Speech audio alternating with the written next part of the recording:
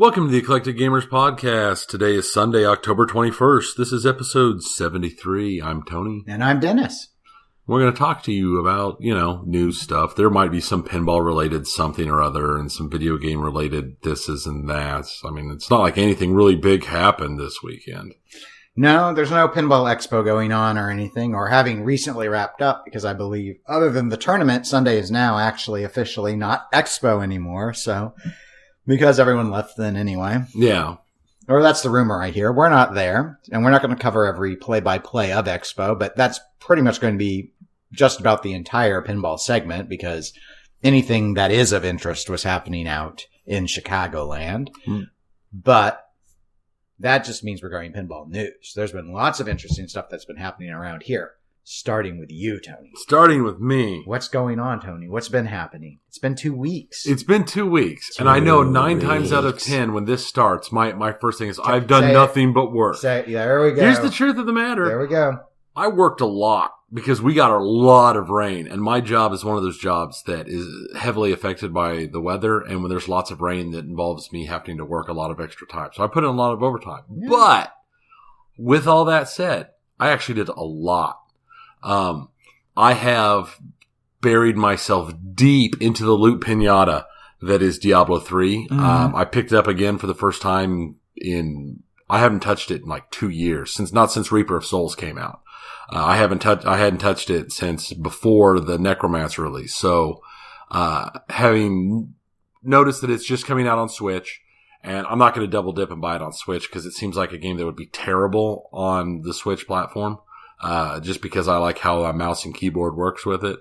So, but it did make me want to play again. So I started firing it up again and playing it. And I went ahead and picked up the expansion that added the Necromancer class because I always liked that from Diablo 2.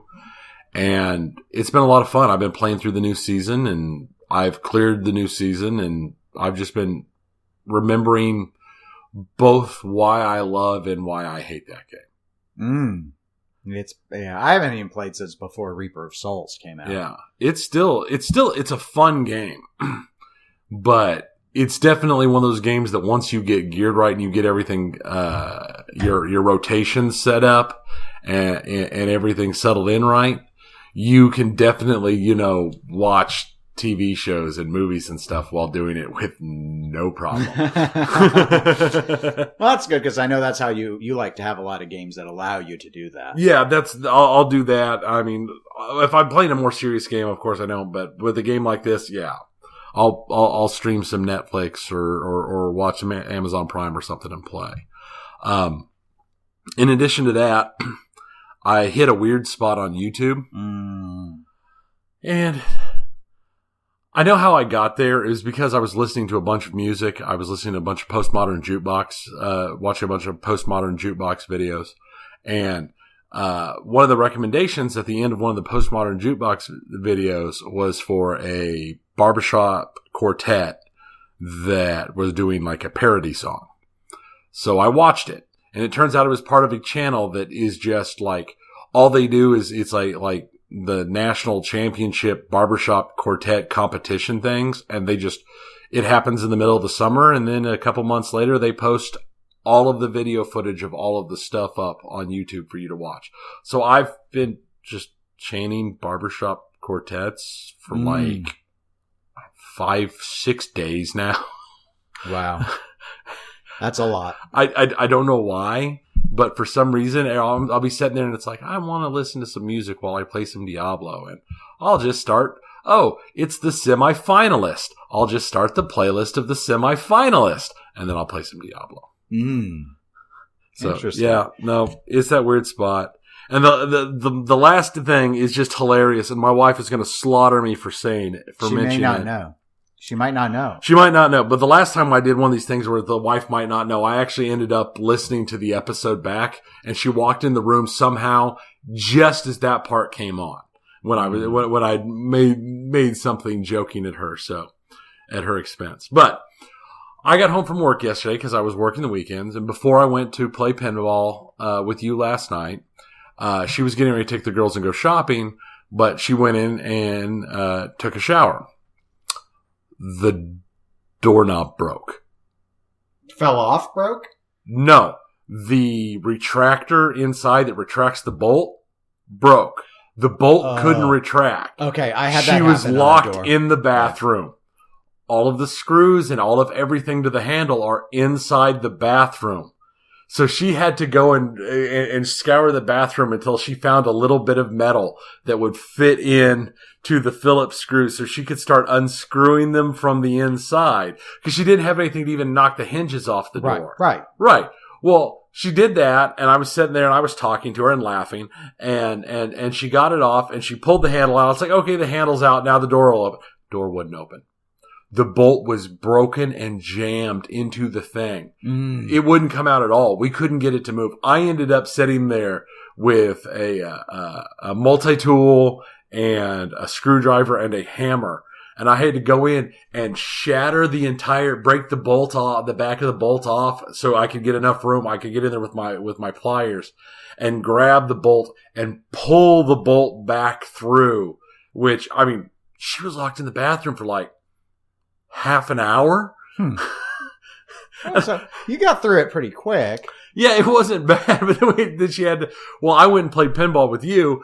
She went to Home Depot and bought a new handle for the bathroom because that's hers in the girls' bathroom. I've got my own separate bathroom. Oh, I wasn't sure that was like a landlord thing though, where they would be responsible for the handle. It's not worth the time or the effort to call the landlord when you could just go buy a $10 door handle and put it back in place.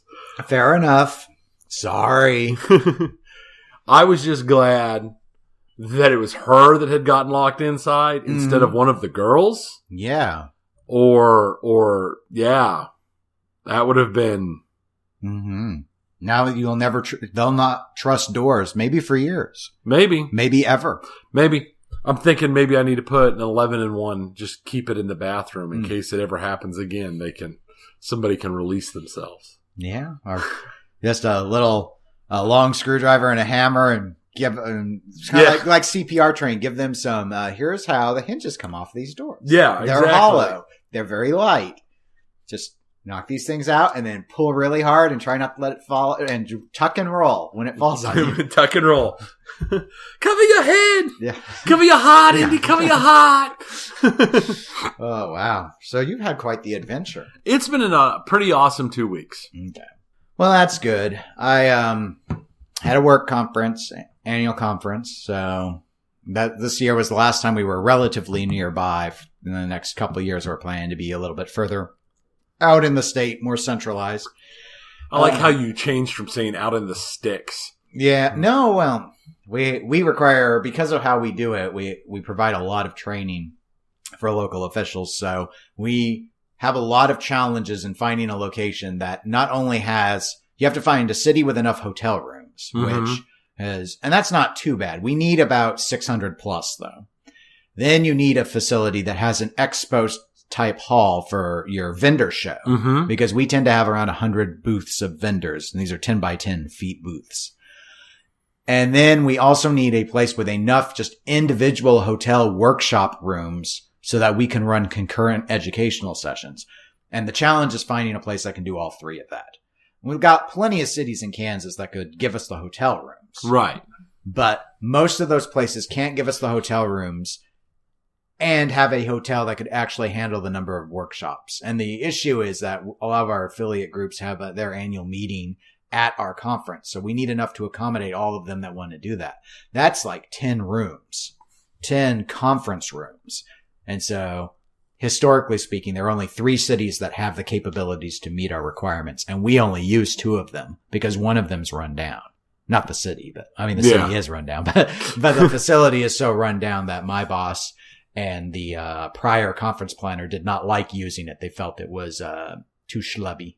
I'm pretty sure, not certain, I know exactly which one you're talking about because I've attended conferences there. Right. And the rundown is a good word for it. Yes, it is. It's bad. A lot of people are suspecting maybe they're just planning to tear down the expo hall near it and everything. Yeah. You know, I don't know if that's true or not. So anyway, had all that earlier in the week. And then, so we were getting ready for pinball. I can't believe in your intro you didn't talk about how you did at Pizza West. No, I did. I'm not. You're like, nah. It's only your best finish ever. It is my best finish ever. I had a really good night. You couldn't even you had to talk about the doorknob. That was funny. It was, but victory tastes. It wasn't victory. It's like savory.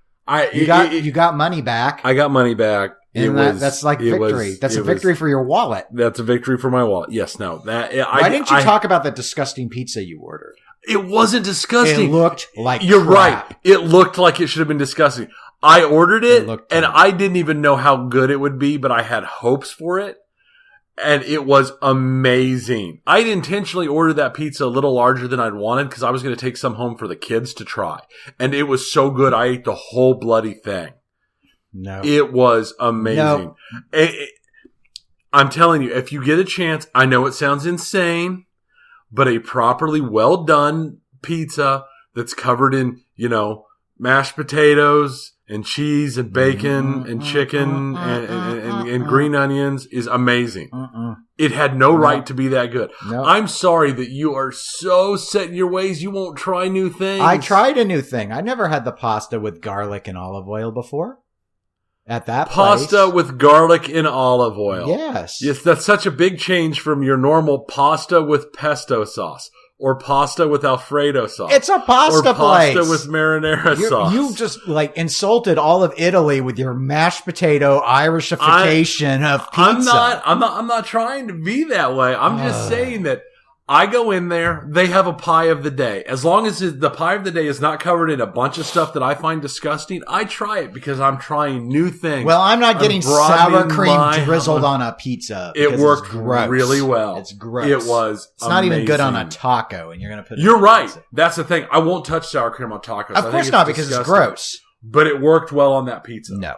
It did. No, I looked at it and I knew. The moment I saw it, I thought, no, they never sell these. You were the only one to buy it that day. I wasn't. The waitress was like, telling me no one really eats this stuff. That's a lie. She flat out said, and I quote, it's thebomb.com. Oh my God. She did say that. She did say that. She did say that. And I wanted to say, get out. But since she worked there, what authority did I have?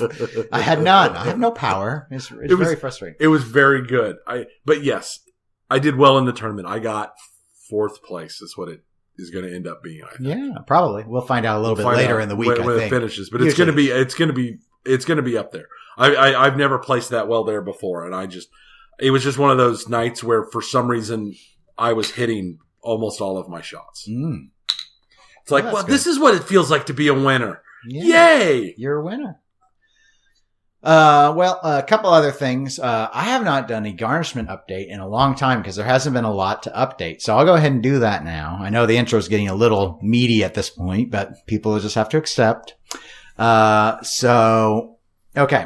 So last I think I really had mentioned, I had a small claims judgment against someone who failed to finish a deck building project on my house. And this was now over 3 years ago. Late last year, I finally got him back in court because I found out where he was, and we started to do garnishments. Those garnishments made a lot of progress, but the last garnishment payment I got was back in April, end of April.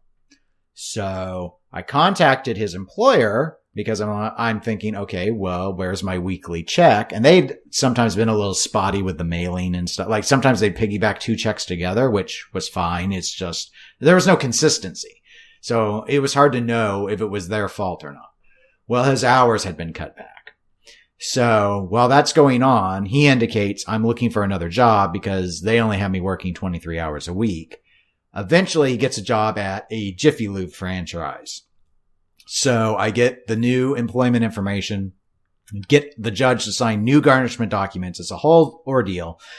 And this franchise is not based in Kansas, it's based in Texas. So they wanted the garnishment documents to be sent directly to corporate, which I did. And just like in the first employer, they don't follow the rules on the form. They're supposed to get back with me in a month, and they don't. So I start calling them, and eventually I get the confirmation about what's going on. And they say, okay, we've processed it all, but you won't be getting a check this month. He doesn't work enough hours. And I'm like, this is July or August-ish, probably early August. And I'm like, what do you mean he's not working enough hours? He told me he was shifting to Jiffy Lube because it was a 40-hour-a-week job, plus probably overtime. That's why I don't think he wants to just keep working part-time. Mm-hmm. But there are federal rules on how garnishment can be collected. He has to make above the minimum wage. And that is the minimum wage times 40 hours a week. So even if he makes more than minimum wage, if his hours are too low, it won't meet the threshold and I can't get the money from garnishment. It doesn't mean he still owes me the money. He's still obligated to try and come up with a payment plan and pay me, but we're doing garnishment because he was having so much trouble saving. So I go and I'm like, okay, I don't know what to do. So I call, or I send him a message and I tell him, okay, they're saying you don't work enough hours. And his response is, that doesn't make any sense. And now I'm confused. I'm like, are they looking at the wrong employee file? Is he not telling me that he's not working enough hours because he doesn't want to be garnished? I mean, that in a way, he doesn't want to probably be garnished. So anyway, I give it a couple weeks and then I follow back up and I said, okay, still haven't received anything from them. He indicated he was going to talk to his employer about the issue. So I'm like, what'd your employer say? He goes, oh, I quit. This is the part where I throw my pen. There. That was my attitude. I'm like, all that work. I mean, it's a huge pain. I have to fill out what about me, Tony? What about me? Every garnishment requires a massive packet of documentation that I have to fill out, go to court, pay them money, get the judge to sign it, send the debtor a copy so that because he can contest it, he could appeal that the garnishment's wrong and send it to the employer who then doesn't respond within the 30-day time period that they're supposed to respond to because they're like, whatever. But I can't do anything about that until I think 90 days. And then I could try and take the employer to court and shift the debt onto them. That's how it works. I never have gotten to get to do that. You'd think eventually if this keeps getting drawn out, whenever I go to the court, they look at the date, they write the date, the court case down wrong because the court case number starts with a 15 because 2015 was the year I did this. And they're like, you don't have this money? No, I don't. Help me. Like, well, no, we can't intervene with that. That's your job. It's small claims. You do it. So that's the rule. All right. So last month, I contact him and I say, all right, what's going on? Do you have a new job yet? If you get me the information, I don't need a whole new asset form. I'll fill out another garnishment packet. And he's like, I do have a new job. When is the interest? See, I've been threatening the court interest because the court mandated when I won the case that the way it works is on the judgment, the principal, basically, the balance of the judgment, it's 12% a year interest. So the way I've been calculating it is on an annual basis, 12%. So when he finally before he started paying me, we had 24% interest, which added like $500 and some to the bill. So I told him, okay, well, October 19th is the 3rd year anniversary. That would be when I would assess the 12%. He said, I think I can pay you back by October 19th. And I said, do you want to do payments? Or are you saying all in one payment? He goes, in one payment. I said, okay, I'll contact you in a month. Because that was the time period, a month. So I contact him on the 19th. No answer. I didn't see that he'd seen the message yet.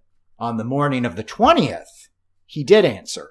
He said, I wasn't able to get all of the money put together, but he got most of it. So I went and picked up a check yesterday for $1,200 and it cleared according to the bank today. So I don't know how they do it with it being not a business day. I think it's all different now with the mobile deposits. And everything. Yeah. So, because he asked me how much, to figure out how much interest there would be. If we could maybe count the 1,200 first or something or whatnot. I said, here's what I'll do. Because with that amount, plus all the garnishments I got, if we were to count first dollar to principal and not to the court fees and the interest, I've gotten back all of the money that I sued for. Yeah. From the project. And then some. So I said, let's do it like that. And let's not assess interest. I'm not out to be punitive, but I want the rest of that money because it took you 3 years. So supposedly November 3rd, I'll get the remaining amount, which is a balance less than $600. But regardless of what happens, I did get back the money that I sued for. What pinball machine are you getting? That's not enough for anything. What could you get anymore? You can't even get a Stars because Ron and Bruce of the Slam Tilt podcast inflated the cost of all the Sterns. So what's there left? A Dolly Parton? Probably. Yeah, maybe. Maybe Dolly. We'll see. I don't know. I haven't decided yet. Hopefully I'm glad he's got it. He's got his new job and he says it's going well. And so I'm glad that he's in a good spot, but I'm mostly glad. But once you get your last check, you don't ever want to talk to him again. I'll be more than happy to talk. I don't think we'll ever be friends, but I'll be more than happy to have a conversation with him, but I won't be contracting with him for any work. Let's just put it that way. Let's just put it that way. But hey, I can move past this stuff. Money can fix a lot of things.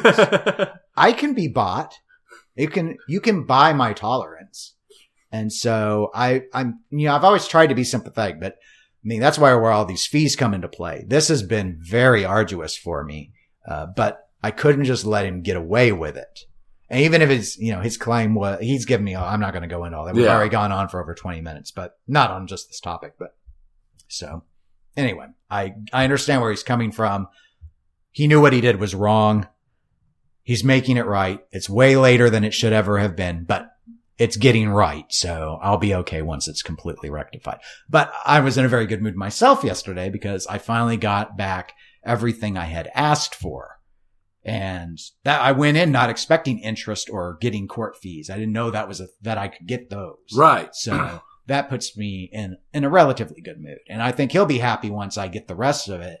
Because you won't be stalking him. I'll cancel the judgment will be listed as satisfied. Yeah, he might be tired of my messages, but also it will go off of his credit rating and stuff. It will no longer show that he still has outstanding legal debt, which I believe basically precludes him from getting anything from a credit card to a bank loan. So that's been some of the influence I felt I've been able to bring to bear. But I think for quite a while, he wasn't in a position to even ask for loans. Right. So very challenging. The final thing is I want to go ahead and plug our Twitch channel, which we've mentioned, but I've been streaming a lot more, trying to, at least a couple times a week, streaming pinball games, and people seem to come in and like to watch it. The reason I want to plug it, and it's at the bottom of our show notes now always anyway, is we would like people to follow the channel. We're trying to that's the last thing we need to get the numeric amount up to move us into affiliate status. And the reason I want affiliate status is it gives us a priority on the transcoding. And because we're going to do the commentary at KC GameCon, I'd like to be able to hopefully accommodate the people who are watching on a mobile device and trying to control the amount of data that their plans are using. Right. And we will have a very unlikely chance of being able to offer transcoding if we're not at least an affiliate. So I've met all the other conditions. Our average viewers are good. Our amount of streaming and different stream quantities have been good. It's fun to do. But I do need about 20 more followers. And then I think it's basically automatic. It's not like Twitch partner. They'll let any old trashy person be an affiliate. So yeah, to become a partner and make money and this and that. Yeah. That's for the Jack Dangers of the world. We're not after that, but I wish it guaranteed the transcoding. And then I'd be like, guys, you will follow or we'll never podcast again. It's that simple. What would you do without the 10th best pinball podcast? You would be sad. That is what you would be. So speaking of pinball, Tony, let's finally move into pinball news. And that is Expo. Pinball Expo 2018 has, to my knowledge, essentially just wrapped up. The tournaments may still be going on at this time we're recording, but no one cares about tournaments anyway. So let's talk about news. And I'd say there are pretty much 4 main things to hit on, a couple of which won't be taking too much time. The first I'd like to bring up is finally Monster Bash Remake has gotten its full-fledged unveiling, and they're supposed to start shipping very, very soon. I saw a write-up from, I believe, Pinball Star today that the mid-tier model, I believe, is expected to start heading out in 1 week, maybe 2. Well, it better at this point, depending upon what the holdups were. If the holdups were, not rebuilding everything, then they should have everything been ready to go since the announcement was originally planned for TPF. Yeah. And so Did you get a look at any of the changes? I saw Okay. I saw the topper, and I saw the monitor, the new bigger monitors, and this and that, and yeah, it looks good. Yeah, they a few other changes. I haven't heard anything about, and I haven't looked super closely, but no one that I've seen is talking about anything about a new code, new set of rules that some people thought might have been the delay. And other people like me were confused because Monster Bash has good rules. Yeah, I think it's not modern rules, but it's perfectly sufficient. It's not Cactus Canyon. It's not unfinished. It's a fun game as is. It's not like you feel like you're missing something. Right. So a couple other cosmetic changes. They have that, like the plasma caps. If anyone's ever seen the plasma pop bumpers, they have some sort of like plasma lightning looking thing on the playfield. And a lot of the toys, were remolded. Maybe those were the delays to get the approvals for those new Universal Monster looks, which they look better. They look like nicer toys. So very, very focused on a lot of cosmetic improvements. And the very interesting thing we heard about this from our operator, Casey Pinn's operator, who runs the Pizza West tournament, who owns those games, mentioned, and I, again, in that same email I noted from Pinball Star, saw that confirmation. The classic model, $6,000. That's amazing. I think everyone thought Monster Bash was going to be more than Medieval Madness was. And it's just got too many toys. Right. So it's going to be more than Medieval, and Medieval was more than Attack from Mars, which everyone thought made sense. But no, it came in below. So yeah, that's amazing. I think for that reason in particular, a lot of people might not settle for the classic edition. They'll want that big screen with a beautiful color display, but regardless, it puts them in a very good competitive space against the Stern Pros of the world. So I'm glad to finally see that game has moved forward and people who want it will be able to purchase it, because the nice thing about the Chicago gaming remakes, they already know that there's demand for all the titles they're choosing. So I'm sure it will do fine for them. Probably very well. Very well. I think that more than any of the others, this is the one I think has the best chance to sell decent amounts of the classic edition because of that price. That's a Monster good point. Bash is a good game, and having a new in box Monster Bash for $6,000 is going to be a huge draw to people. It's going to be something that people are going to want, and I can understand it. Yeah, yes, if I had the choice and I had the money, would I rather have the awesome LE version with the topper and all the extra bells and whistles? Of course I would. But $6,000 for a brand new one? Yeah, I'd be fine with that. And operators are going to like it. Monster Bash is a popular game. Mm-hmm. Yep, I agree with you. Okay. If I were the other boutiques, I'd be getting a little worried. Yeah, when the prices start hitting that, you're going to, especially because for all of the talk about the weird color issues and weird thises and that's that we've heard about, like, I remember when AFM first came out, there was some coloration concerns. Yeah, on the playfield. On the playfield. And Medieval Madness, there had been a few quality control concerns here and there. There haven't been that many. Most of the stuff has been incredibly minor nitpick, and it's not like some of the other stuff where it's like, hey, look, all these screws fell out when I opened the game. Mm-hmm. Yep. So, no, I think they're in a good place, and I think they are moving ahead quite well. Okay. Well, we'll move ahead then to what I'm guessing, because we're not there, but when people go back to say what won Expo, I wouldn't be surprised if they say Oktoberfest Pinball. I think its full name is Oktoberfest Pinball on Tap. And the reason is it's the only new game that was relatively unknown or unexpected. It was known that it was going to be revealed at Expo, but everyone knows Monster Bash already. So right. This is the only brand new game that was completely new being revealed. There's footage linked in the show notes. Dead Flip, Jack Danger showed streamed gameplay of it, so people got to see. It's very preliminary. I heard with an interview, one of the coders, Josh Kugler on Head to Head Pinball, I believe he indicated that it's especially the assets that are behind. So I guess overall, if I'm remembering right, they see it as about 30% of the way there in terms of coding. Wow, that's like That's almost pre-alpha at that point. Yeah. They only had, I think, maybe 4 of the 14 modes ready to go. The 2 main multi-balls are in. A lot of the graphical assets are not ready yet. There's supposed to be 4 main theme music songs that play in the background when you're not in a mode. Only one of them was in. So anyway, I don't know if you had looked at any of the shots yet of Oktoberfest. I've only looked at static images. Okay. I haven't had a chance to watch any video. Well, that's been where a lot of the discussion's been, is regarding the look. So It's because it looks like a unicorn ate a box of Crayolas and then vomited on the playfield. that could be one comparison. Another comparison I read on Pinside, I'm sorry I don't have the user handle memorized to give them credit, was it looked like Sega and Alvin G had a baby.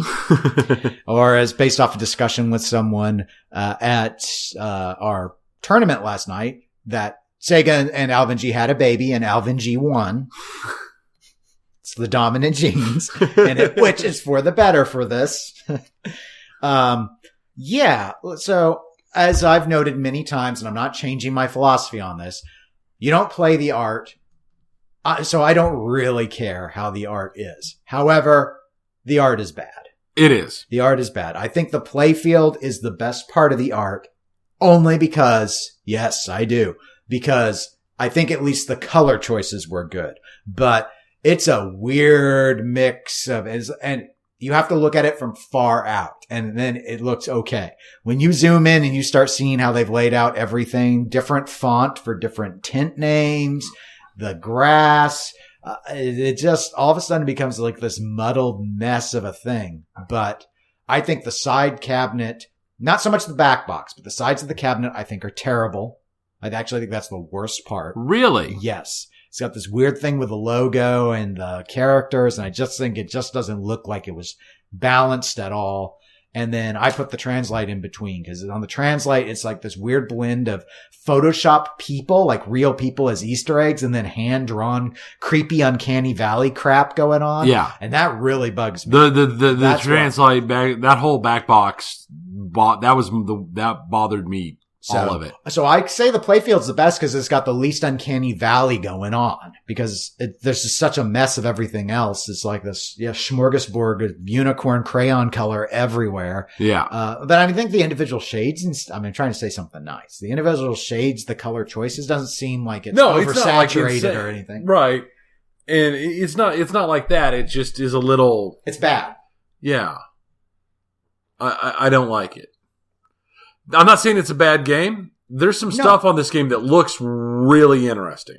I would never not own this game even with this art. It doesn't offend me, but it's not good. It's just not good. I mean, I think the wireforms look good.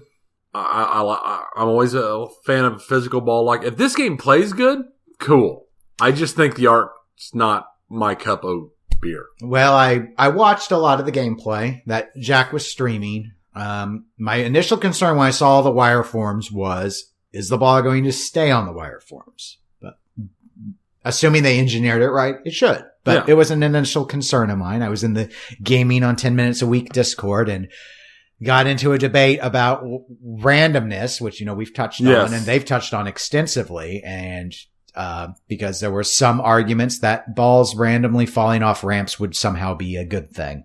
It's like, no. That's not, that would be a design failure. If you want randomness, just take out the ramps. But if you have a ramp, a ball needs to behave. Or make the ramp spit the ball out somewhere in the middle of the playfield, like Dialed In does on the left side. But it was very weird. I can actually see the argument. I don't agree with the argument, but I can understand the argument. If a ball's falling off a ramp randomly, it just means the engineer didn't know how to make a ramp. That's my problem. It would never have been on purpose. Right, but I mean, I can see where the whole randomness where that sometimes happens add to it would be kind of like the randomness from a pop bumper. I can see the argument. I don't agree with the argument, but I can. And they've done that. I think it's a valid argument. Not on this game, but Laser War has a ramp that doesn't have to dump into an in lane. There are ramps that don't. Dialed In has a ramp like that. Laser War has a ramp like that. Gladiators has a ramp like that up at the top. Mm-hmm. So yeah. But that's not what this is doing. Are you going to buy Gladiators with your garnishment money? I don't even know if anyone owns Gladiators.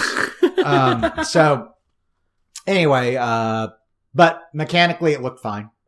My player concern is the ramps look awesome. It's like Baywatch when it comes to wireforms. But the problem is with all these corkscrewing around and everything, that's a long period of time for the ball to not be in play because it's not being randomized and then you're not flipping it when it's on a ramp. And these are some long ramps, especially that corkscrew ramp. So I don't know how long it would be personally for me to get sick of waiting for the ball. How many times is it fun to watch go around and around? Because I'm not a toddler. I want to play pinball. Right. But at the same time, I think that's going to come back to how fast are the ramps. Right. And so far, I don't have a good enough feeling. Some people have said they felt it was slow. I didn't think it was, I think it'll be pretty consistent, whatever it is, because of just how they balanced it. In terms of how it plays, everyone who's played it that I've seen comments from and from what I was able to watch are in agreement. It's got a lot easier shots than Houdini has. There are maybe 2 quote unquote tight shots in the game, one of which is a standard size scoop hole. So if you think a scoop shot is hard, then you'll say that's a tight shot. If you think a scoop shot is an easy shot, then you'll say there are no hard shots because the scoop's the hardest shot. So it's got, it's going to be, and that showed in the line of people at Expo. Because this plays long. Oh. This is a long player.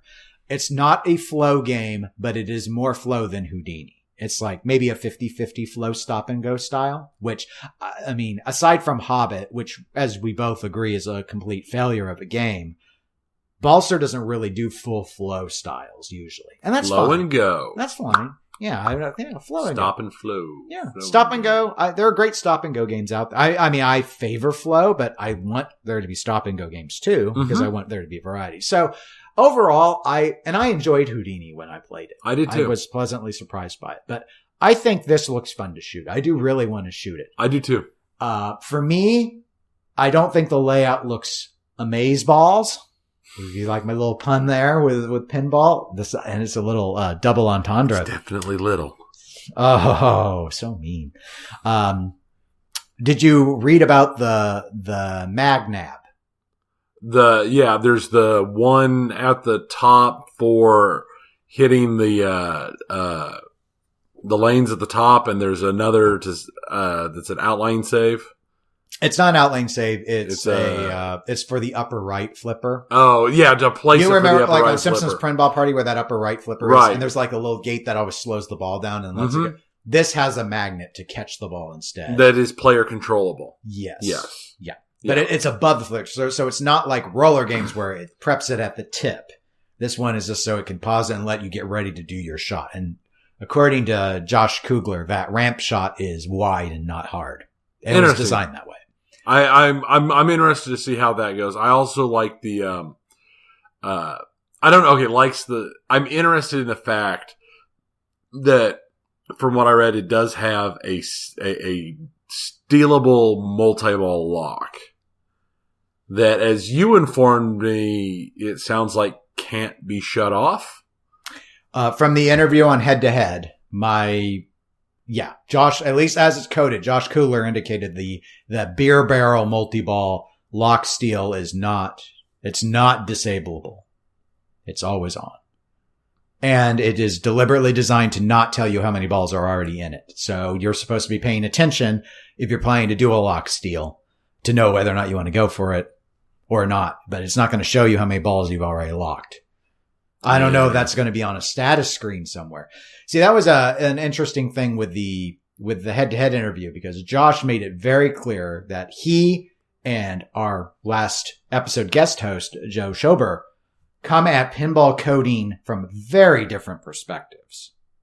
Josh is into the entertainment style. Let's have fun. Let's have the funny rules and all this, unique, crazy stuff going on. And Joe's sitting there going, you can't do that. That'll piss tournament players off. This is what you need to do. And here's where we're going to add multipliers. And here's where we're going to give an option so people can collect these steins and they're going to help advance their score in some way.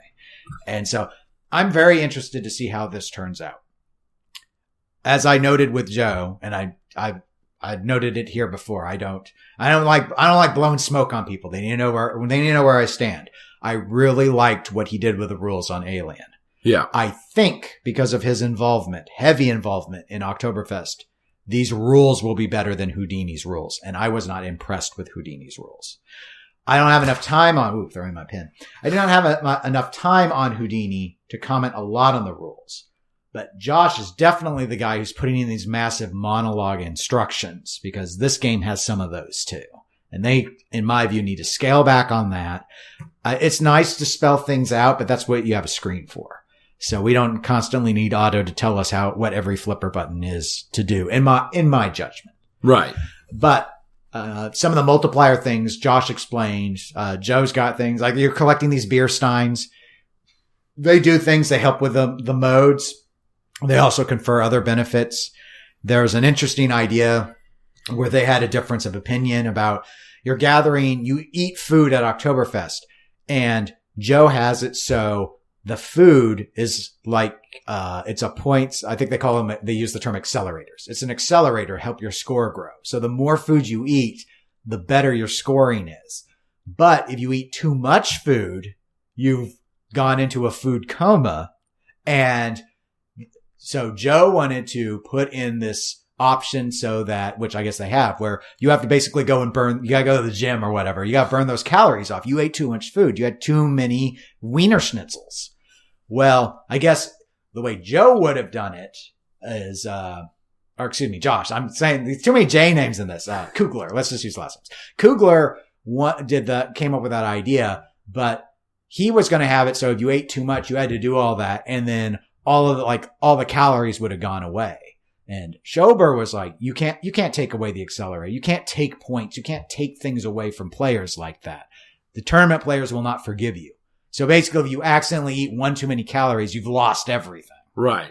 So the compromise was the game's going to keep track of calories consumed, which is your accelerator, but also calories burned. Because you have to keep within a certain amount. There's going to be a magic number you're going to aim to maintain. Yeah. To maintain the best acceleration of your score. Yeah. It's basically, I guess, so I understand it, in theory, it's 1 calorie short of food coma is what you want. But I don't know exactly how it will. And they're still tweaking a lot of the scoring as they're watching how it went at Expo because they want it to be relatively balanced. Yeah. So I think the code's very exciting. I think the layout's okay. Art package is bad. Sound package, and I've already seen one of the people involved with American Pinball comment. They recognize that the criticisms about Otto not even sounding German. Last night at our tournament, I joked that he sounded Irish. However, online, the comments are more that he sounds Jamaican. So anyway, they indicated that they're looking to revise some of that. A lot of people were getting very frustrated with the music. There was very little polka that you could hear at Expo.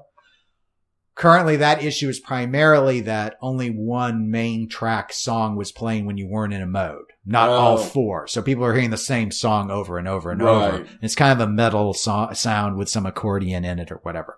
However, Death polka. Yeah, but ultimately, not even 50% of the music in the game will be polka. Yeah. Most of it. And Joe indicated that to us when he had just mentioned there's not really going to be as much polka as people think there will be.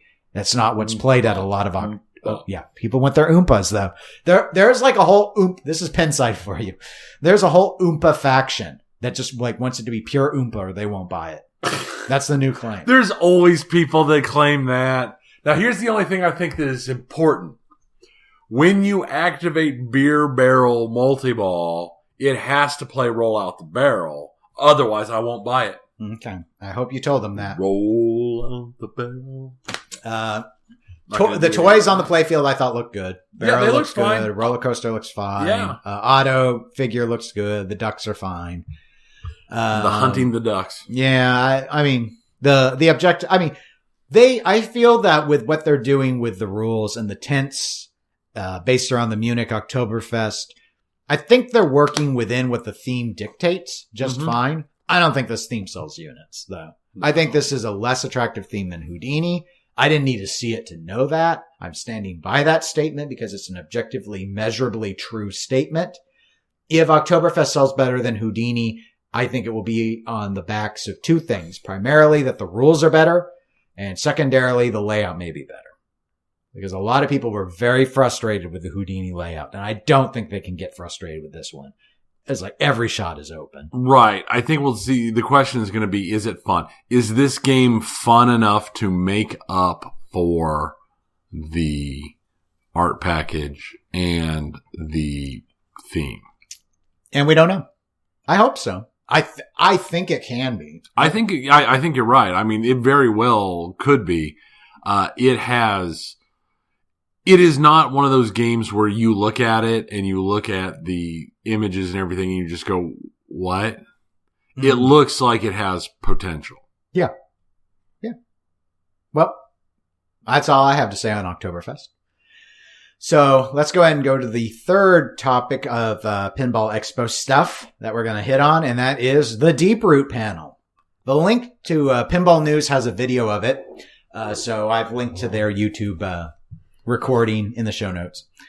Not a tremendous amount to say. There weren't really any reveals of note that Deeproot made. I think a lot of people thought maybe there would be because like everyone was there. Robert was up there moderating the panel. They had J-Pop, they had John Norris, Dennis Nordman, and Barry Alsler. So they had their four main designers. Steve Bowden was up there. Mm-hmm. And they also had Quinn, I believe is his name, the guy who came from the comic book author side.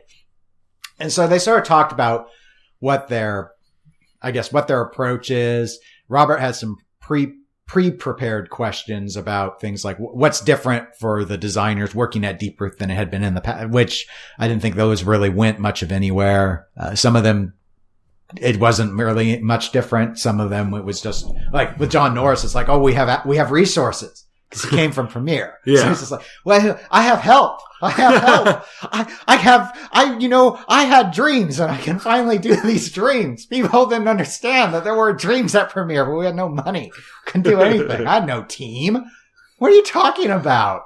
I don't know what it's like. Everyone else is like, yeah, well, we're at Bradley Williams. We did have this and this and this. Like, I don't know what any of that means.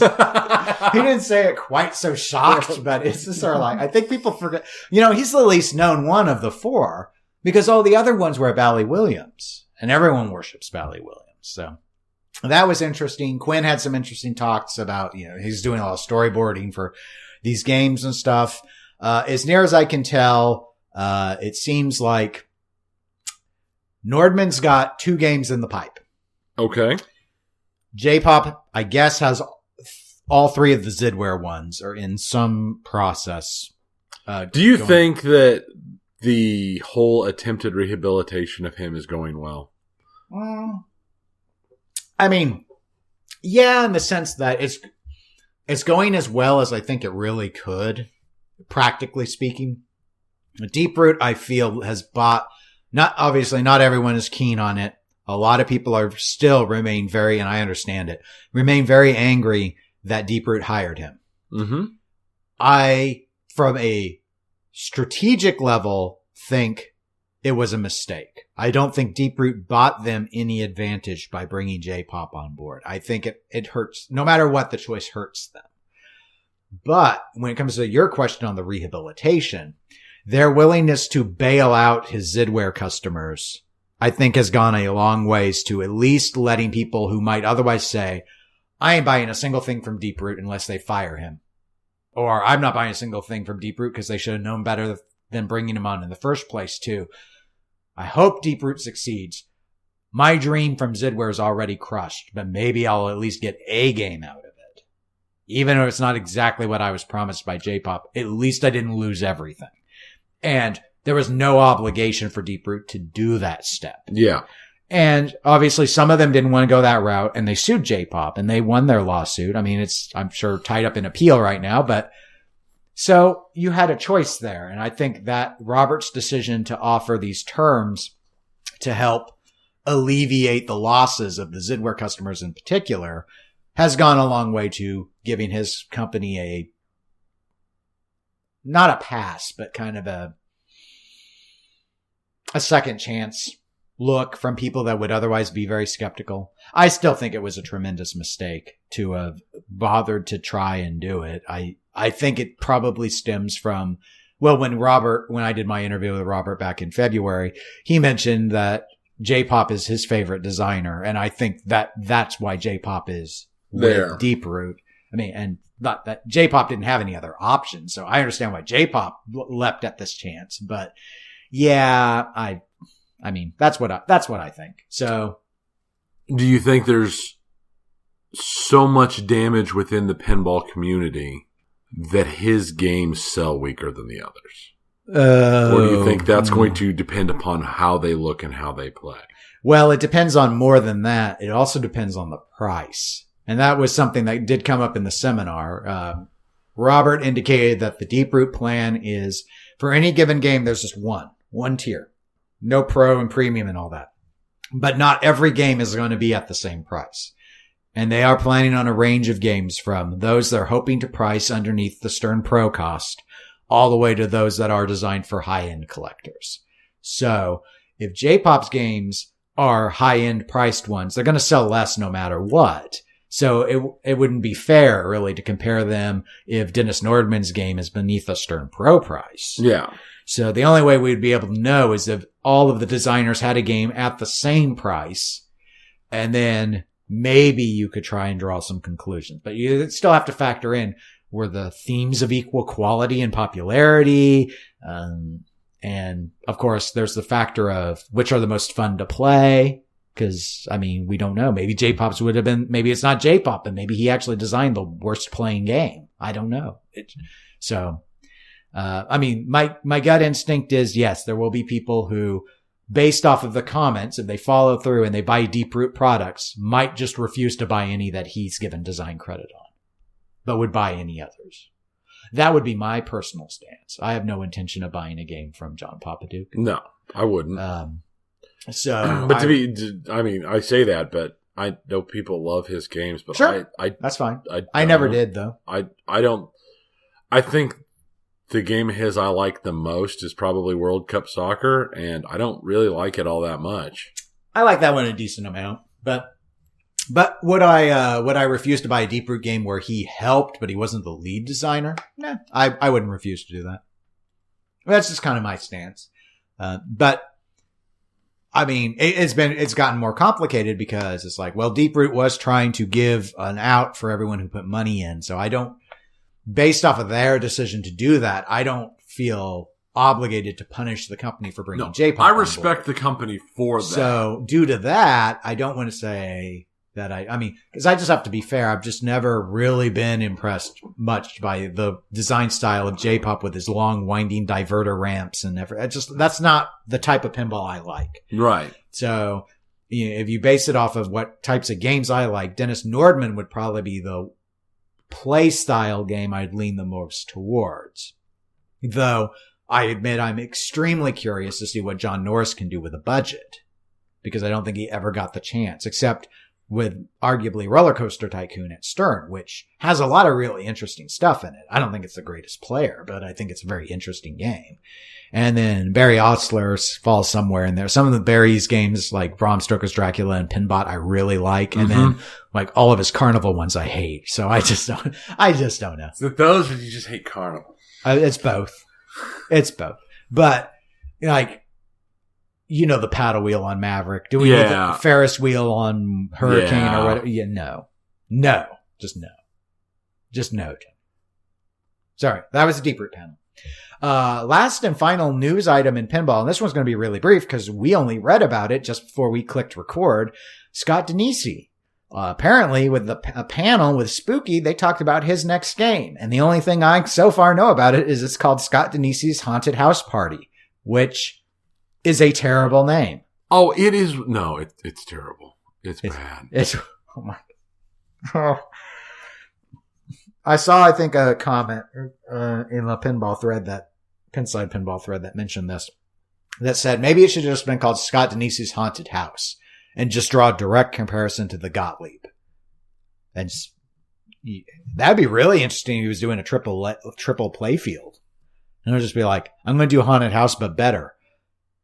One, that wouldn't be hard. And two, it's Scott Danesi. I'm sure he could do better. Yeah, I'm sure. Even if I didn't think that Haunted House was a grossly overrated game. But, I mean, there's really not anything else. I don't know what it looked like from the slide that I saw the photograph of, that they were talking about their plan to release schedule of upcoming. It's like, everything on Spooky's like on the slow burn. So, but I'm glad he's doing a second game. I think he earned it with the success of Total Nuclear Annihilation. So, I just say good luck to him. And I'll look again, just like with the art on Oktoberfest, me hating the Haunted House Party name isn't going to affect whether or not I think it's a good game. No, it shouldn't at all. It'll just depend upon how the game plays. And it's all about gameplay. That's just how life is. Speaking of gameplay, Tony, before we go to our video game segment, we need to play 20 questions. 20 whole questions. That's right. For those who have never heard this segment before, where have you been? And secondly, this is how it works. Tony will get to ask me a series of yes or no questions. It'll be about a pinball machine that I know he has played before, maybe only once, but he has played it before.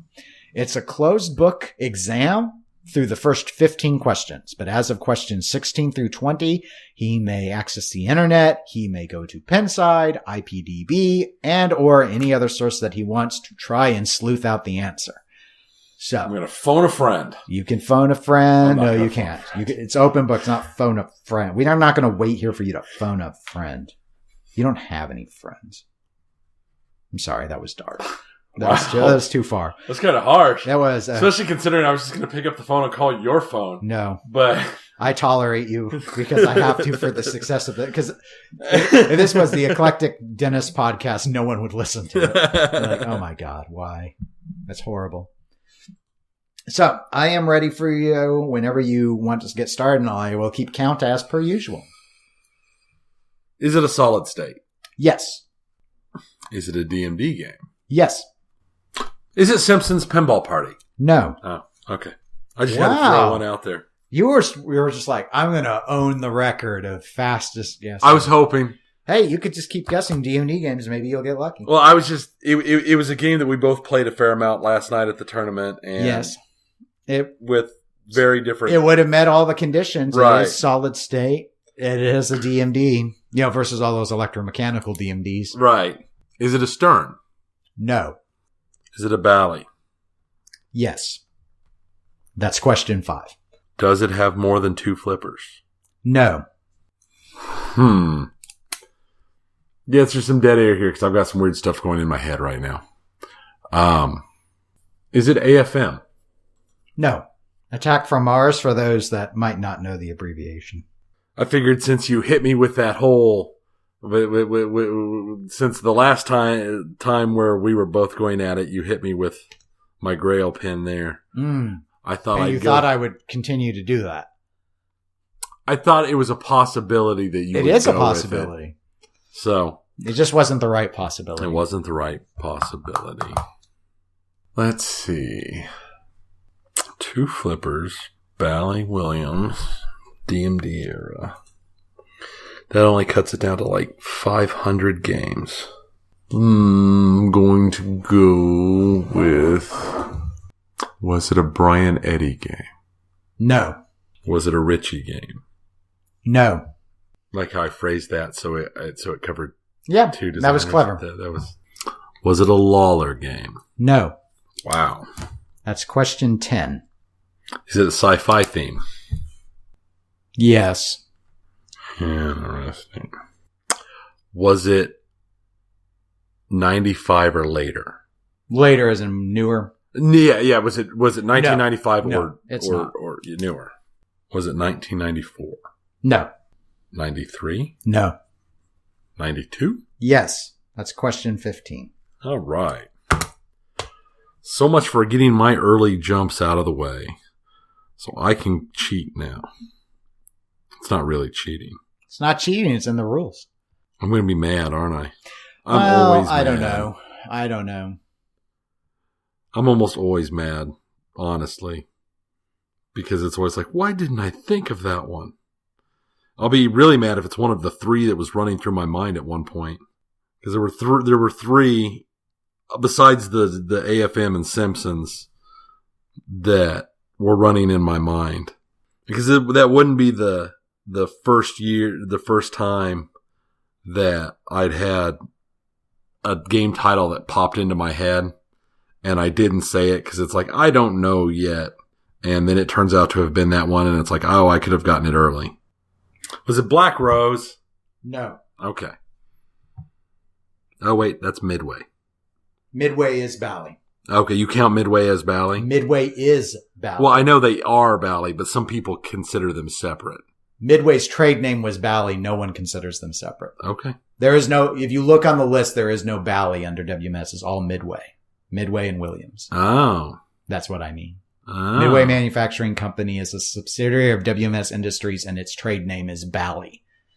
Yeah, I knew that was how they did, how it was owned. I just wasn't sure how some people would consider the brand. Right. When Williams acquired Bally Midway, as it's sometimes commonly referred to, the pinball machines were either branded Williams or Bally. Okay. But they'll all say, all the Midway games say Bally on them. Maybe that's a better way to phrase it.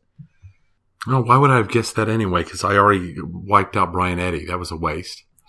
Well, trying to factor all these things in is challenging. Was it Creature? Yes. 17th question. That seems to be where I'm averaging is 17 questions.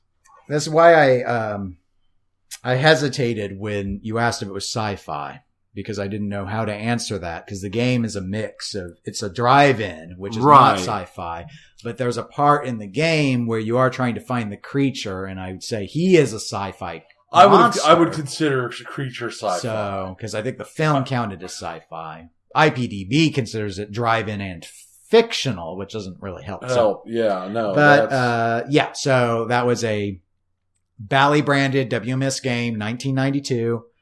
John Trudeau designed it. Yes. And, 2 flippers. Yeah. Obviously an early DMD title. Well, and you've played it many times. I've played it many, many, many times. Now, I'm glad it wasn't the other 92 games I'm seeing on here, because Creature isn't one of the ones that was in my head. Fishtails was. Oh, yes. But Fishtails is not sci-fi. Right. And Doctor Who was. And Fishtails was a Mark Ritchie game, I believe, so it would not have been eligible. Yeah.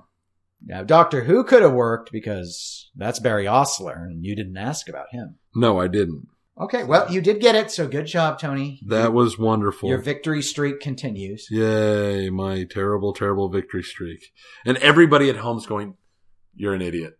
They might not be going that. You should be saying you're an idiot. As we learned when we had Jason on and when we had Joe on, it's much easier to play at home than it is when you're actually before the might of my microphone glaring at you. It is. I will agree. It is much easier to do it from somewhere else than. Yeah. Because then all of a sudden you're just like, oh, I can't remember, or why'd I ask for this date? I know nothing about this date. Or right. Well, with me, that's like it's like, why did I know nothing about that? I always know nothing about that. Well, I noticed this time you went with a strategy of not asking for the dates initially. Right, because I open my pop here. Because I'm terrible at the dates. The best I can get is I normally can narrow the dates down to like 3 or 4 years. Sure. Because I don't have that memory where everything's locked in. It's hard to keep track. I mean, when you consider the breadth of all these of flipper pinball, yeah, it's hard. It's hard to do. I don't have them all memorized. Not all of them. Just enough. I have a few of them. A few of them. I have a few of them. What was I? You were probably saying, let's go to the video game segment. Yes, because I don't think I'm going to hit you this time, because last time I hit you, I did very poorly. Also, I didn't look anything up yet. Okay. No, that's fine. So video games. We'll do a transition topic that kind of spans both, right? That's not new news, but when we had Joe on, he's not really into the world of modern video games, so we didn't talk on some of these topics. So some of these have been out for a couple weeks. Here's a big one, though, that a lot of pinball people have been talking about, because a lot of pinball people like virtual pinball, and that is the whole brouhaha about there being censorship of all these Williams tables in Pinball FX3. And I have an article about that linked in the show notes. But long story short, Zen Studios, which makes Pinball FX3, has responded when people started to notice that dot matrix animations and some of the actual artwork on playfields and plastics and stuff being emulated were modified, removing things like pipes, blood, and other kind of things that might not let them, in their words, keep their E10 rating, which is what their goal is. They want to keep an everyone 10 and over rating. And they pointed out, because I got in a discussion about this, I think on the Gaming on 10 Minutes a Week Discord, about how I assumed that from the get-go was about their rating, but then I pulled Pinball Arcade's rating, and Pinball Arcade had the same rating, and they didn't do these censorships. So Zen said it is about the rating, and went so far as to say Pinball Arcade was in violation of the ratings. Which is technically true. Or at least that's what they're arguing, is like that the rating board missed all that stuff. And so, what are your thoughts on this? Like, is this a big deal? People are very mixed. I know some people feel very strongly that these should not be modified. And then there are other people that are like, it's fake pinball anyway. Who cares? I'm going to lean more towards the, I'm not going to do the whole, it's fake pinball anyway, but I will lean towards who cares.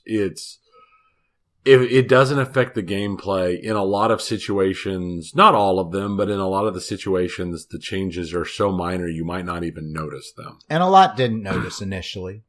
And it's one of those things that I think as a parent, I understand the reasoning, why rating systems got created like they have been created. And I understand that a lot of the rating is done and managed because they don't want harsher legal requirements coming down, so they create the ratings and maintain the ratings like they do. And I understand why. I think ratings for anything under extreme violence and sex and this and that are dumb. The ratings on like smoking and drinking are dumb. People smoke and they drink. It's real life. That's part of it. And it's something that a kid is more likely than not going to see or does see every day.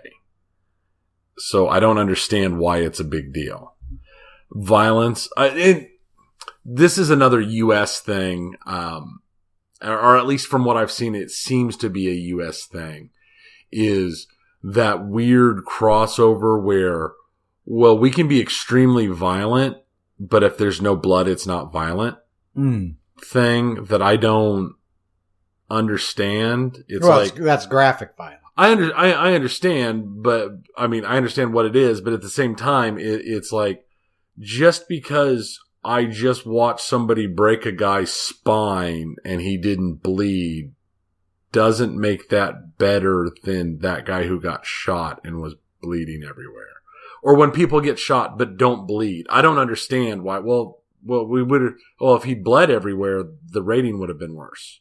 You just shot a guy.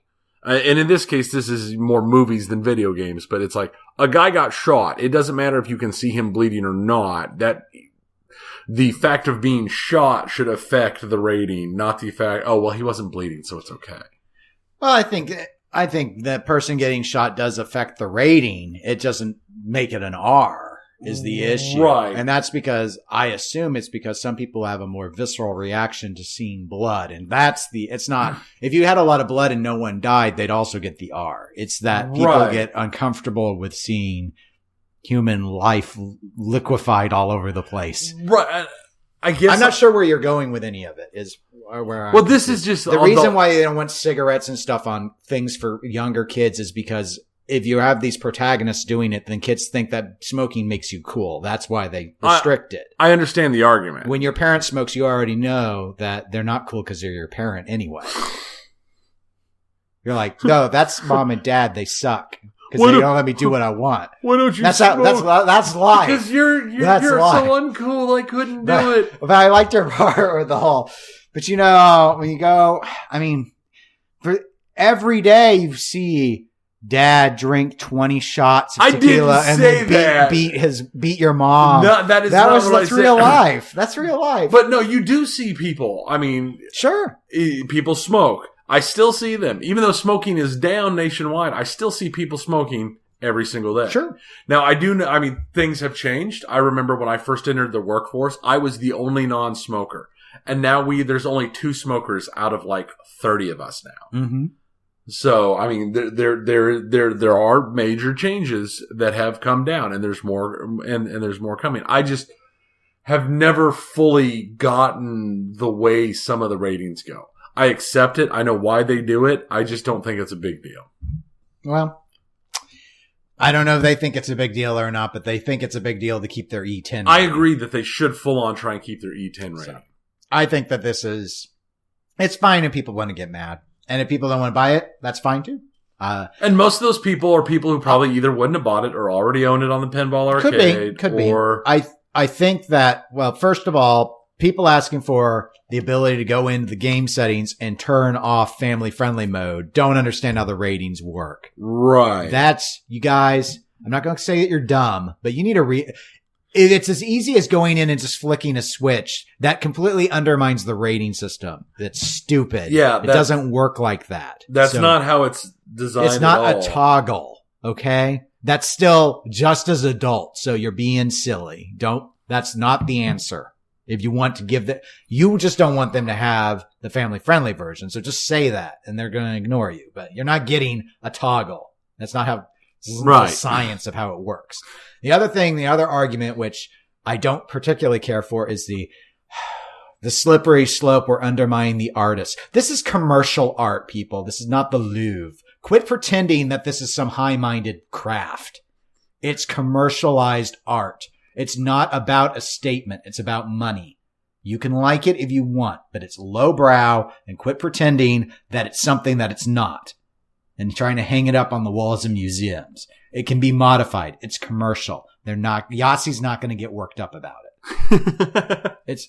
No, you're right. You're right. I get it. You put your hobby on a pedestal, but quit acting like, I'm not saying that these are not highly skilled artists, but this is commercial art. It's different beast. This is like getting mad at someone changing someone's ad campaign.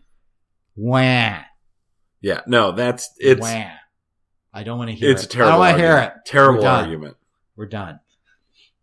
I'm having all these flashbacks to my parents beating each other after they had all their cigarettes and drinks every night. This violent life. How did I survive? Oh, we didn't even talk about the heroin. Okay. Speaking of heroin, you have an update on Telltale. It was a different time back then. That's what I've been told. Mm-hmm. We have to understand times were different back then. Yes. There's been a lot of stuff in Telltale, the Telltale saga. Do we want to go with that? I kind of like that.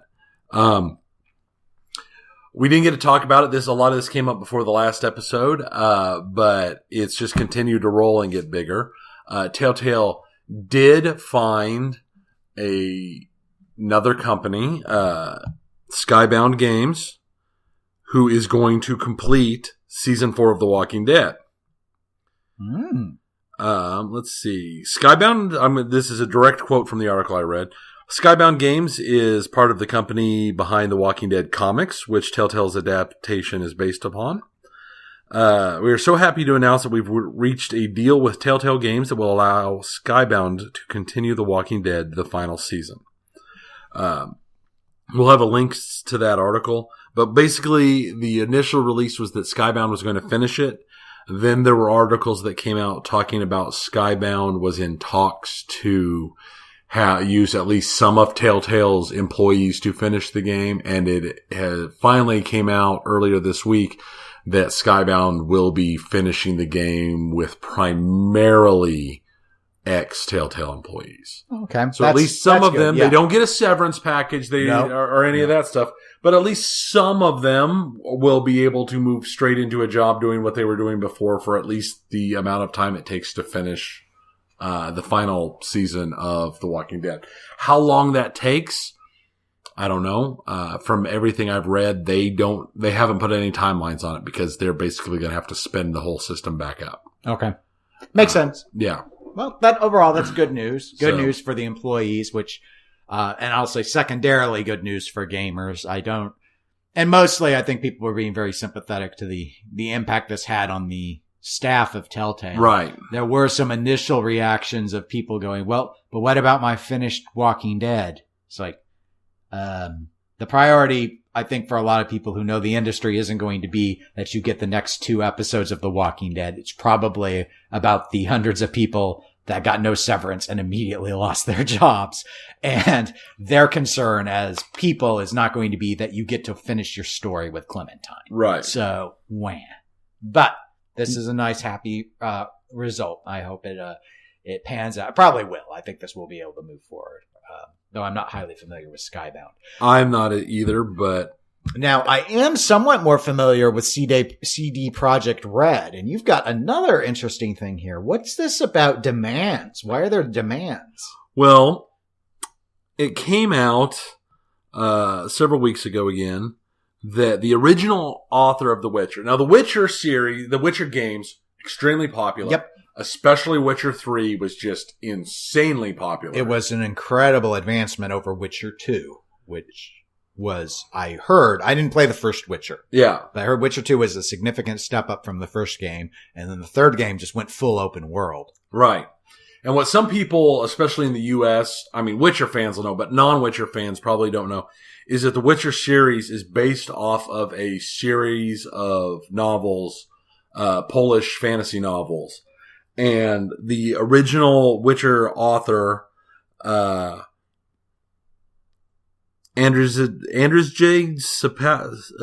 Wow, you said that perfect. Sapkowski I can get. That's easy because that's, bloody near my last name. But he sold all the rights for the Witchers to the game to CD Projekt Red for a lump sum instead of a percentage of profits because he thought it would be a failure and he wanted his money now instead of just getting a little bit of money later on. He'd want as much as he could get right now. Understandable. But then it turned out that the game was huge. And he actually sold it for chump change. Mm. Now, this isn't like a lawsuit. He's not suing CD Projekt Red. But under Polish law, there is a provision to protect creators where if they sell their rights to something and it ends up being much larger than expected, they can put out a demand to try and get more money to make up the difference. So that's what he's doing. And he's specifically going for, $16 million. Okay. To make up the difference between what he was paid and what he thinks it was actually worth. From everything I've read about this and about a whole lot of other things, the author's kind of an ass. But honestly, if the law allows him to do this, I'm perfectly okay with it. If that's how the law is written, because there's no reason I think somebody should get completely screwed over because something got way bigger than they expected. Yeah, I mean, if this was under American law, this would be a joke. It would be a joke. But it's different legal setup that the deal was made under. So I'm not going to judge it based off of the American criteria. It sounds like from what you've summarized, the Polish law is probably on his side. Mm-hmm. The company made a great deal of money off of The Witcher. I won't be surprised if they might even give him all of this. I don't know what their fiscal position is in. They've been moving forward with a different game setup since they're not doing anything new with The Witcher, but the company seems to be doing very well. Yes. So, yeah, I'm like you. If this had been in the U.S. or somewhere like that, I would have just laughed. I'd be like, you're screwed. But since they've got laws that actually protect his ability to do this, work within the law. You follow, do what you can.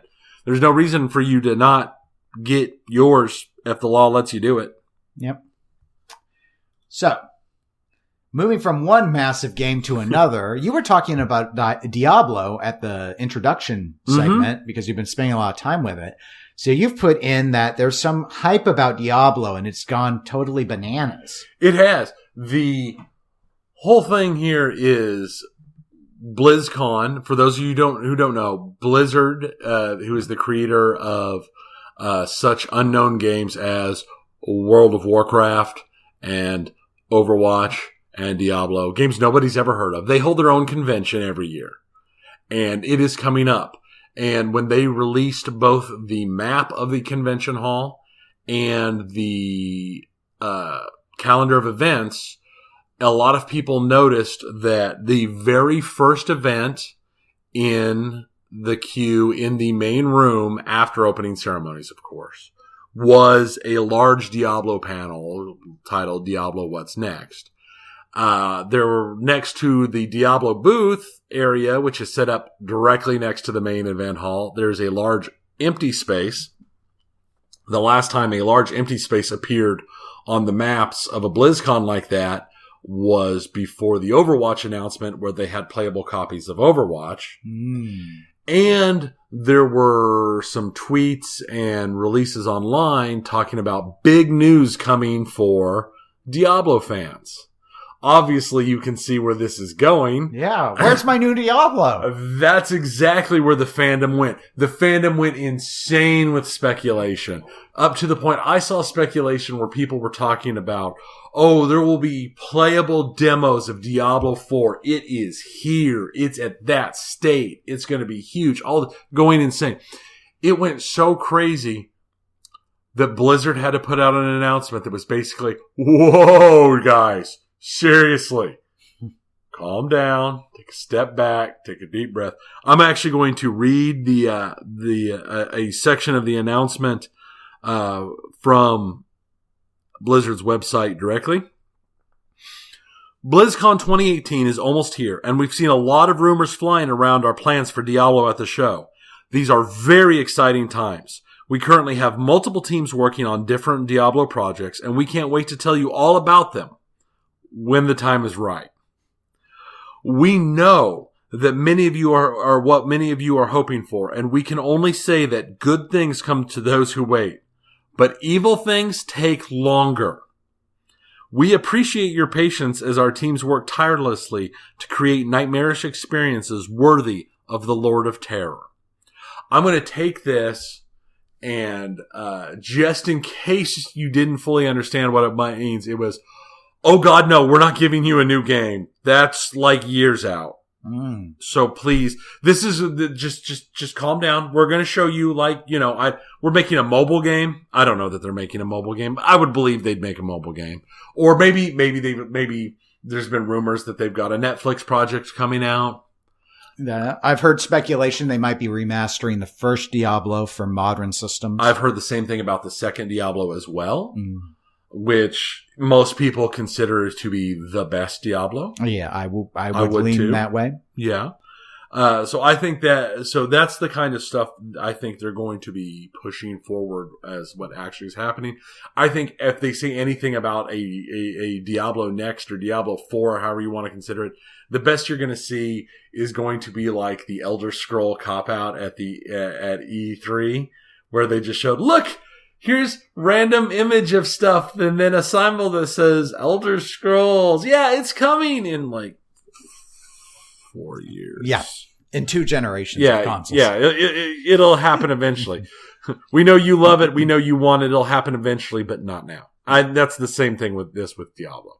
A lot of people, it has been 6 years since the last Diablo release. It's been 2 years since the last DLC for Diablo. So I guess it's possible they could be dropping a DLC as well. Maybe. But I doubt it. I think it's like we said, we're probably going to see some remasters or some other stuff. Yeah. Yeah. It's still played. Blizzard likes to give long legs to their games, but yeah. Diablo, it's still fun, like I said earlier, and since they're running the season system they've created, it lets you buy into the game, not not buy into the game, but it gives you new content and new stuff. And because the way they set up their season stuff, if you start a seasonal character, you start with a level 1 character with no access to anything else you've ever done in the game before. So it's basically like, it's like a new game plus mode. Okay. So it's fun. It's enjoyable. Now you have next up this weird one listed as that Obama hates Pokemon. That's literally all it is. Obama put out a voting, a tweet that had a video of him talking about why people should vote. And you should vote. Please vote. I don't care who you vote for. Just vote. I feel really bad when you see some countries have like 92% voter turnout and we've got like 40. But don't worry, that's as political as we're getting on this. Yeah, no, that's as far as we're going to go. But with how they put out the thing of this video talking about how you should vote and bad reasons to not vote. And one of the first reasons was, well, I don't like anybody running. And he goes, well, I don't like Pokemon, but that doesn't mean that that some people don't and that you shouldn't like take part in stuff. That's literally it. Obama hates Pokemon. Huh. Well, that's not very nice. They're so adorable. I mean, it's just... Oh, well. Okay. He can hate what he wants. Yeah. It's not important. I just thought it was funny. Okay. Well, then the last real news item we'll cover. This is actually from the start of October. I've not seen any more recent updates since then, but we had not yet touched on it, and I think it deserves to be touched on. It does.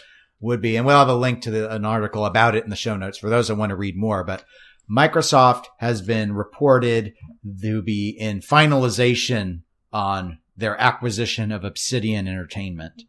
And for those that might think back to our E3 time period when we did our E3 episode, we mentioned the Microsoft presentation had though it wasn't a heavy time focus, there was a heavy focus on pointing out that they had acquired 4 studios this year to expand their first-party lineup of games. This would be the 5th studio. Reports are indicating that the negotiations were, as of the start of October, 90% complete, and that this is not a question of if, it is merely a question of when the deal will be inked.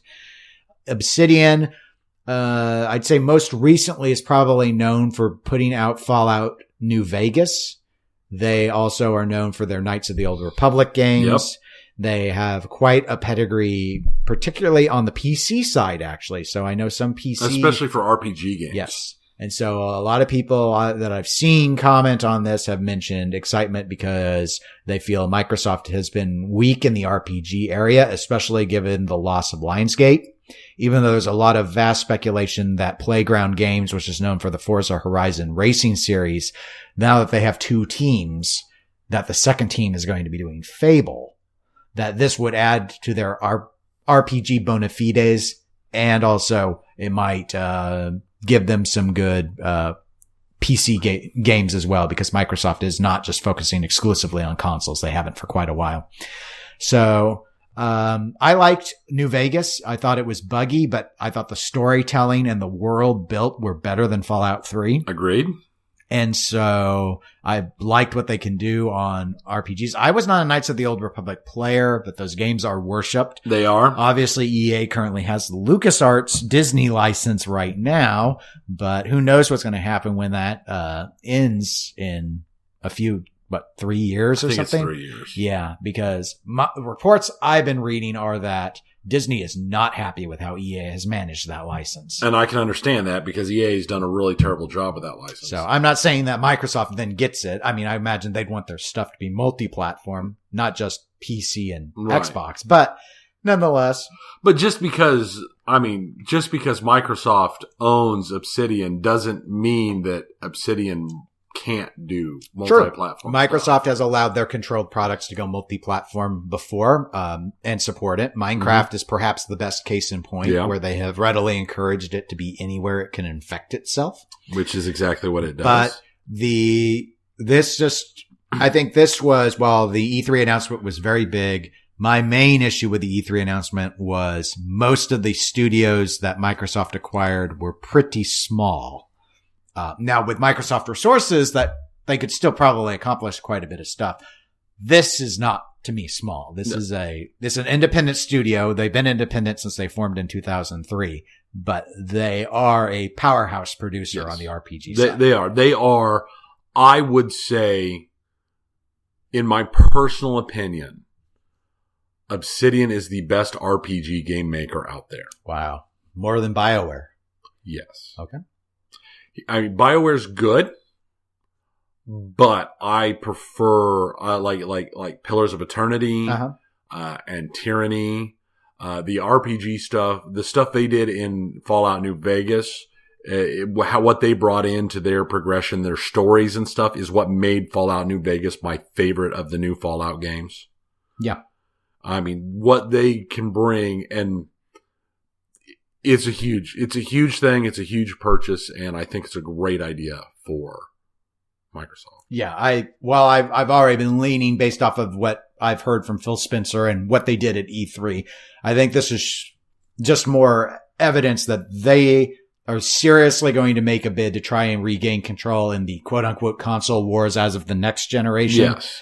And regardless of that Microsoft is giving Phil the financial backing to actually raise the status of the games portfolio that Xbox players can expect to have. So that you'll actually have a compelling reason to not choose Sony for its exclusives, that they'll actually have some.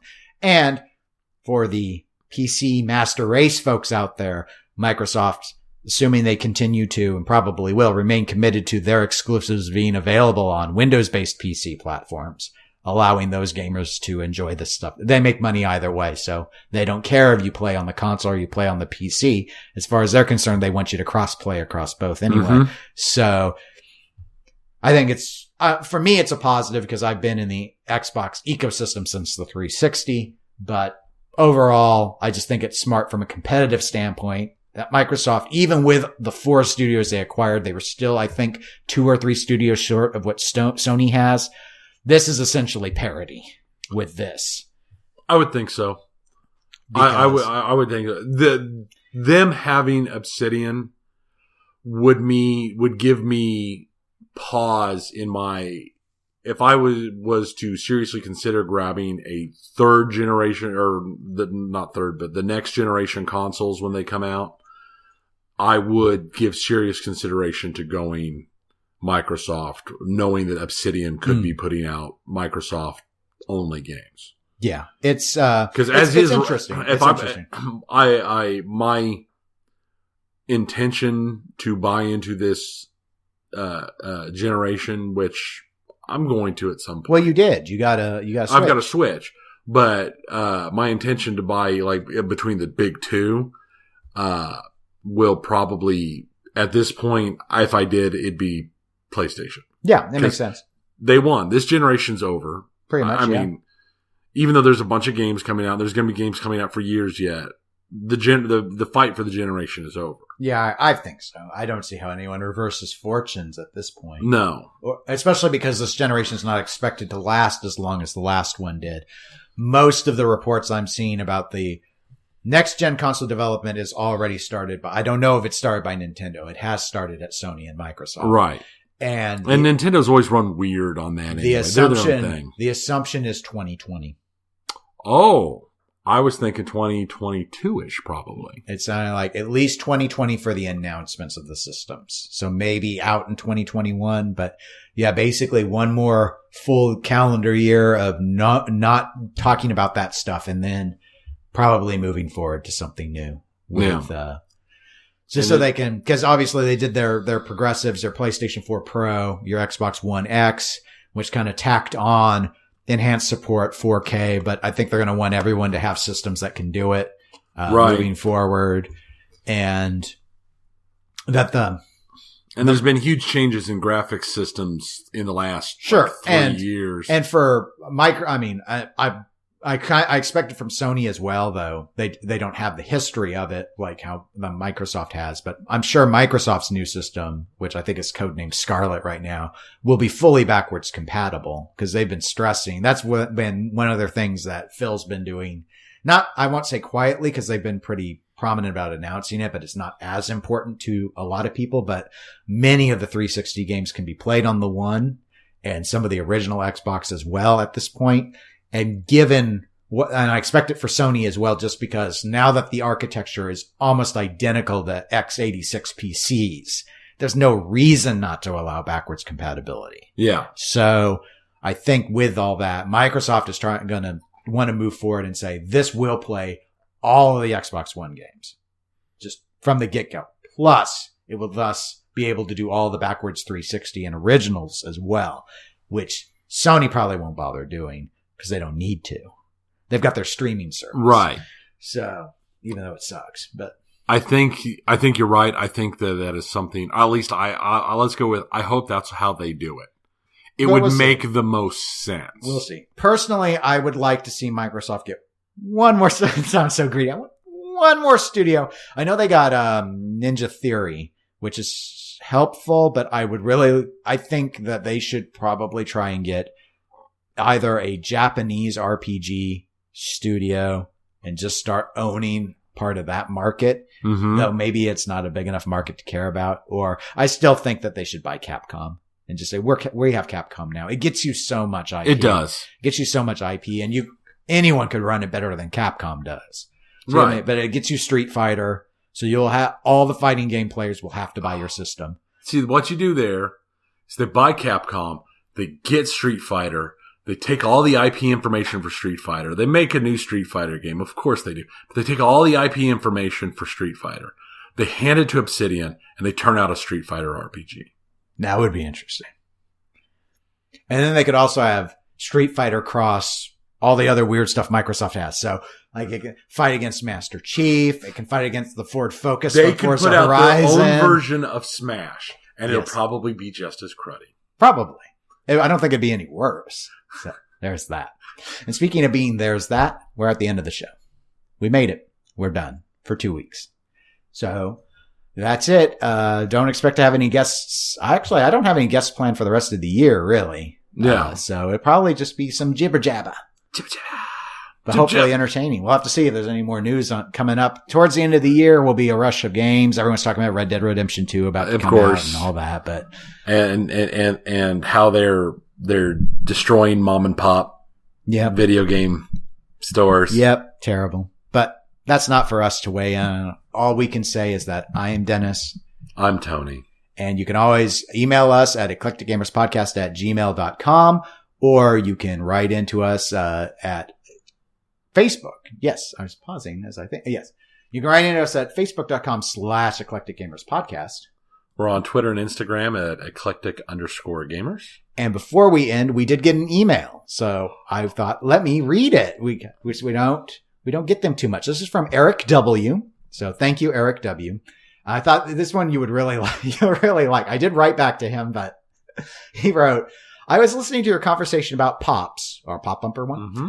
and it sounds like you were asking for a game just like Rob Zombie. I've always enjoyed the randomness of that game. Tony, what are your thoughts on Rob Zombie? Here at the end of the episode. That game's so terrible. That's what I had to respond. I was like, sadly, I hate Rob Zombie. Eric, I'm sorry. To be fair, because we are nothing if not fair, the pop bumpers are placed in very unique positioning, and I think Rob Zombie is a very challenging game on the plunge. Before you initially get control. I think all the problems with that game are other design issues. A lot of the problems with the game came from the rule set that relied upon you hitting that massively wide ramp in the middle. But the upper playfield was not well designed. It was an incredibly easy upper playfield to keep the ball up there with the one flipper if you should want to, like in that stupid bucket of chicken mode or whatever, where you just keep doing the little loops. It just, it doesn't play very well. In my view. Yeah. I don't blame the pop bumpers for that. No, the pop bumpers do add randomness to it. The thing is, once you've gained control, you can easily avoid them. Mm-hmm. And there's no incentive to really have gone into the pop bumpers versus some other much safer strategies. So it wasn't incentivized. But thanks for the email. We do appreciate it. And so until 2 weeks, we'll see you later. Bye. Bye.